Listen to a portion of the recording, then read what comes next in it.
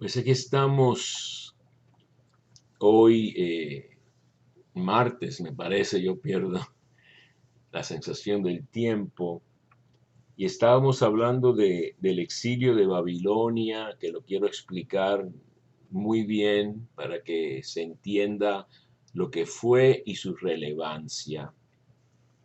Y ayer yo creo que les dije con cierto lujo de detalles de la destrucción que había ocurrido cuando los babilonios arrasaron con Jerusalén, destruyeron la casa de Yahvé Dios, construida por Salomón, que era su orgullo y su lugar de seguridad. Ellos pensaban que teniendo a Dios en medio de ellos todo estaría bien, y le daban sacrificios, etcétera, holocaustos, todas esas cosas, ¿verdad?, que hacía el culto judío.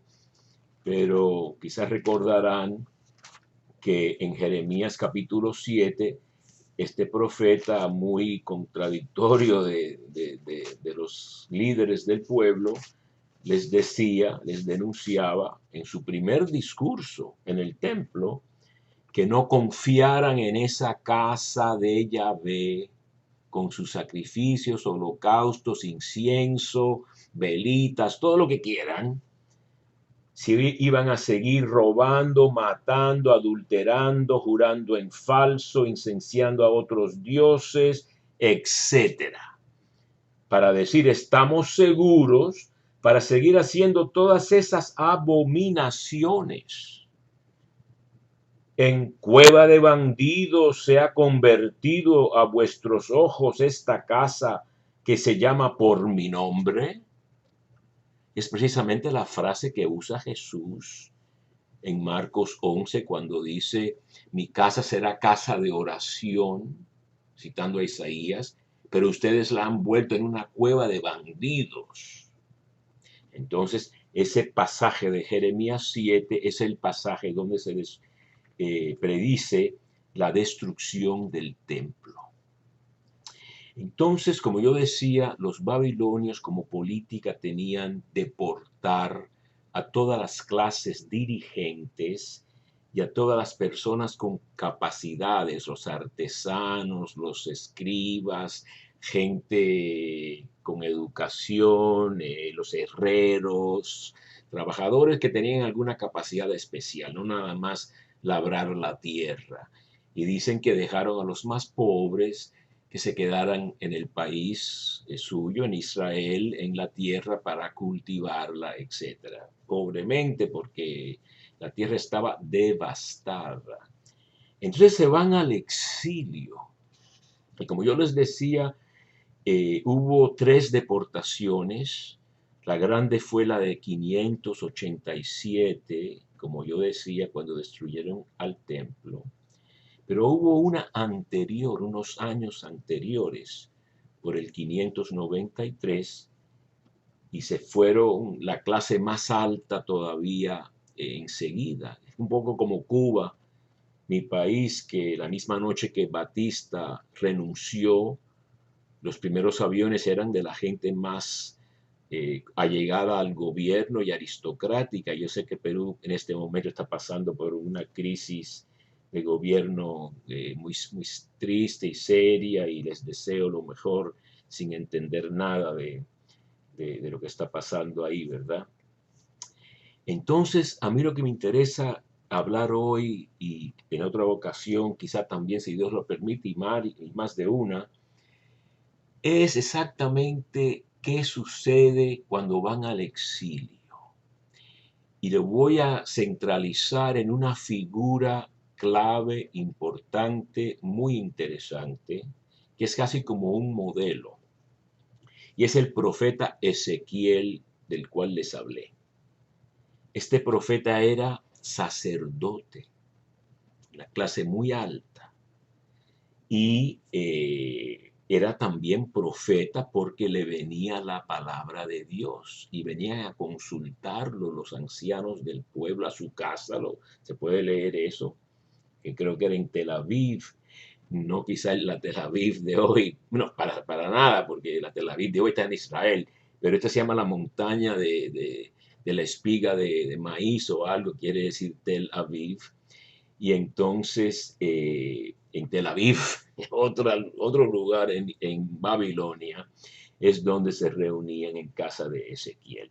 Yo lo que quisiera enfatizar hoy son las 3 etapas para el programa de la conversión de Israel.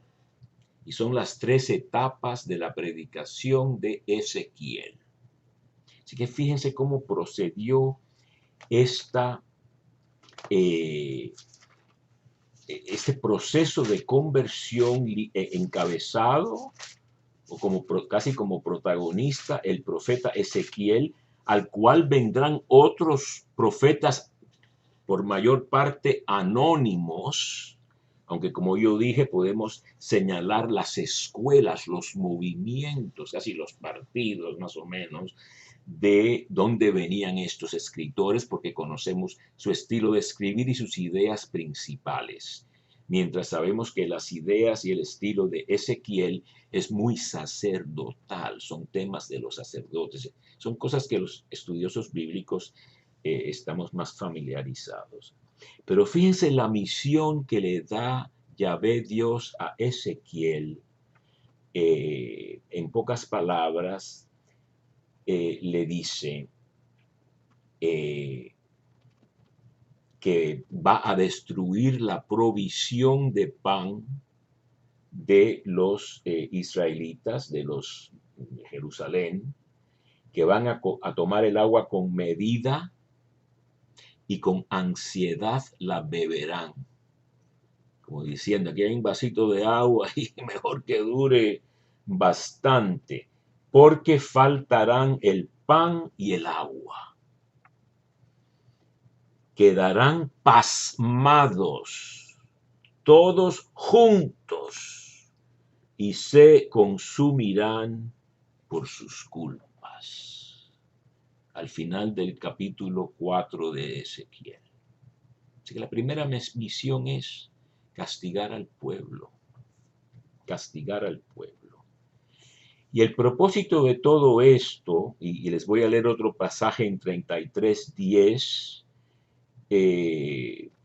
Yahvé le dice a Ezequiel, y tú, hijo de hombre, a él se refiere, Dios siempre se refiere a Ezequiel como hijo de hombre, que quiere decir ser humano, en este caso, di a la casa de Israel, ustedes andan diciendo, nuestros crímenes y nuestros pecados pesan sobre nosotros. A causa de ellos nos consumimos. ¿Cómo podremos vivir? Es que fíjense que la predicación de Ezequiel, que he brincado todos los capítulos, que insulta a su pueblo, la compara a una prostituta, dice, peor que prostituta, Israel. Porque las prostitutas se prostituyen para que les paguen. Pero tú, prostituta, pagabas para prostituirte, eras peor todavía. E incluso llega a insultar los orígenes de Israel, atacar la genealogía, el pedigrí, la genealogía, la ascendencia, diciendo que tu padre era un hitita y tu madre no sé qué, y eran unos asquerosos. Así que les insulta con un propósito, no nada más de insultarlos, sino de inculcarles la culpa. Y después voy a brincar a otro pasaje, en el 37, donde Dios le dice a Ezequiel, hijo de hombre, estos huesos, él ve un valle de huesos muy secos, vamos a hablar de eso, ¿no? Ezequiel ve un valle lleno de huesos de gente tan muerta que no les queda ni un poquito de carne, huesos secos.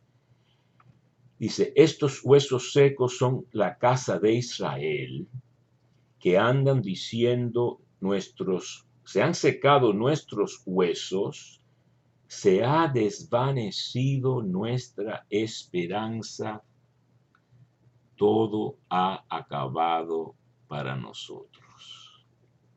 Es que piensen ustedes, qué labor tan eficaz hizo Ezequiel de inculcarle al pueblo todas sus abominaciones, todas sus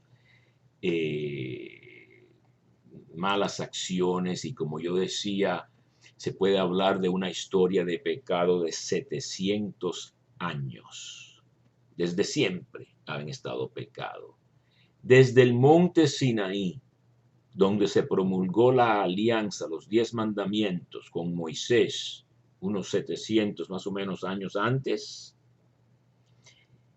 rompieron la alianza adorando el becerro de oro en el monte Sinaí.